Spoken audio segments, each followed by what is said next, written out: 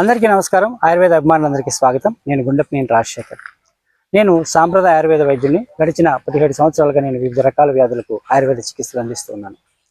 ప్రస్తుతం నేను మీ ముందుకు ఒక చక్కని ఔషధ ప్రక్రియతో మీ ముందుకు రావడం జరిగింది. అదేంటంటే, చాలామంది ఆరోగ్యంగా ఉండడానికి రకరకాలైనటువంటి పౌష్టిక ఆహారాలను తీసుకుంటూ ఉంటారు. కొంతమంది టానిక్లను తీసుకుంటూ ఉంటారు. ఇలా చక్కనైనటువంటి పౌష్టిక ఆహారము టానిక్ రూపంలో ఉండేటువంటి ఒక ఖర్చు లేనటువంటి ఒక యోగాన్ని మీకు చెప్పాలని చెప్పే ఉద్దేశంతో మీ ముందుకు రావడం జరిగింది. ఇది 16 ఏళ్ళు దాటినటువంటి ఒక యువకుడితో పాటు 60 ఏళ్ల వరకు ఉన్నటువంటి వృద్ధులు కూడా దీన్ని తీసుకోవచ్చు. దీనివల్ల ఏంటంటే శరీరంలో తేజస్సు వస్తుంది, బాగా శక్తి పెరుగుతుంది, రక్త వృద్ధి అవుతుంది, రక్తంలో ఉన్నటువంటి కొలెస్ట్రాల్ కూడా తగ్గిపోతుంది, అలాగే వీర్యం బాగా వృద్ధి అవుతుంది, యువకుల్లో వీర్య వృద్ధి అవుతుంది, వాళ్ళకి సంతాన యోగ్యత కలుగుతుంది. అలాగే యూతులలో కూడా నరాల బలహీనత ఉండదు. అట్లాగే పని చేస్తే తొందరగా అలసిపోయేటువంటి తత్వం చాలా మందికి ఉంటుంది.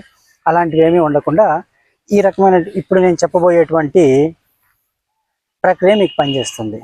దీనికి మీరు ఏం చేయాలంటే, ఒక 25 గ్రాముల శనగలు తీసుకోవాలి. మంచి శనగలు అంటే దేశవాళీ శనగలు, అలాగే తెల్లగా లావుగా ఉంటాయి కదా, అలాంటి శనగలు కాకుండా దేశవాళీ శనగల్ని ఒక 25 గ్రాములు తీసుకోండి.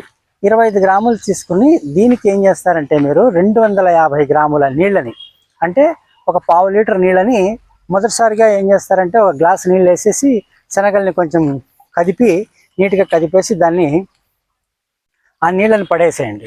ఆ తర్వాత నీళ్ళని నానబెట్టండి. రాత్రి నానబెట్టేసి ఉదయం మెత్తగా నానిపోయి ఉంటాయి కదా, ఈ నానిపోయిన వాటిని ఏం చేస్తారంటే, పళ్ళు తోముకున్న తర్వాత పరగడుపునే ఏమీ తినకముందే మీరు ఈ శనగలన్నింటినీ కొన్ని కొన్నిగా తినేసేయండి. తినేసి బాగా నమిలి మింగండి. అంటే ఏదో అరకొరగా నమలకుండా బాగా నమిలి మింగాలన్నమాట. ఈ విధంగా మింగిన తర్వాత ఆ నీళ్లు ఉంటాయి కదా, ఆ మిగిలిన నీళ్లు ఉంటాయి, ఏది శనగలు నానబెట్టిన నీళ్లు, ఆ నీళ్ళని మీరు కొన్ని కొన్నిగా తాగేసేయండి. ఒకవేళ నీళ్ళని అట్లాగే తాగలేకపోతే కనుక మీరు కొంచెం తేనె కలుపుకొని, దాంట్లో కొంచెము తేనె కలుపుకొని మీరు తాగేయండి. ఈ విధంగా ప్రతి ఏడాది అంటే 2 సార్లు 80 రోజుల పాటు, అంటే వర్షాకాలం ప్రారంభంలో ఒకసారి, అలాగే ఎండాకాలం ఒకసారి 40 రోజుల పాటు దీన్ని తీసుకుంటే కనుక చాలా మంచిది. అయితే జీర్ణక్రియ సరిగా లేని వాళ్ళు కానీ, లేదంటే ఇప్పటికే గ్యాస్ ట్రబుల్తో అనేక రకాలైనటువంటి ఇబ్బందులు పడుతున్నటువంటి వాళ్ళు కానీ దీన్ని తీసుకోకండి.